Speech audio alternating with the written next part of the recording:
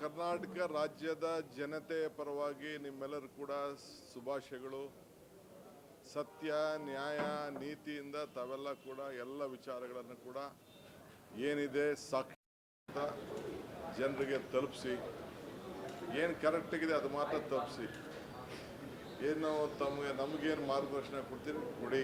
ನಿಮ್ಮೆಲ್ಲರೂ ಕೂಡ ಶುಭವಾಗಲಿ.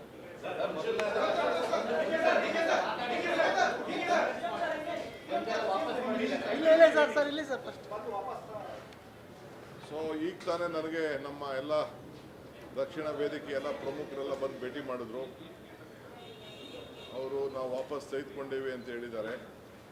ಭಾಳ ಸಂತೋಷ. ಅವರಿಗೆ ಅಭಿನಂದನೆ ಮತ್ತು ಕೃತಜ್ಞತೆಗಳು. ರಾಜ್ಯದ ಹಿತಕ್ಕೆ ಮತ್ತು ಅವರು ಅನೇಕ ರಾಜ್ಯದ ಹಿತಕ್ಕೋಸ್ಕರ, ಜನರ ಕಲ್ಯಾಣಕ್ಕೆ, ರೈತರಿಗೋಸ್ಕರ ಕೆಲವು ಬೇಡಿಕೆಗಳನ್ನು ಕೂಡ ನನಗೆ ಕೊಟ್ಟಿದ್ದಾರೆ.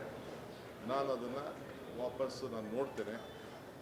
ಅವರೆಲ್ಲ ಸಹಕಾರಕ್ಕೆ ಅವರಿಗೆ ನನ್ನ ಕೃತಜ್ಞತೆಗಳು.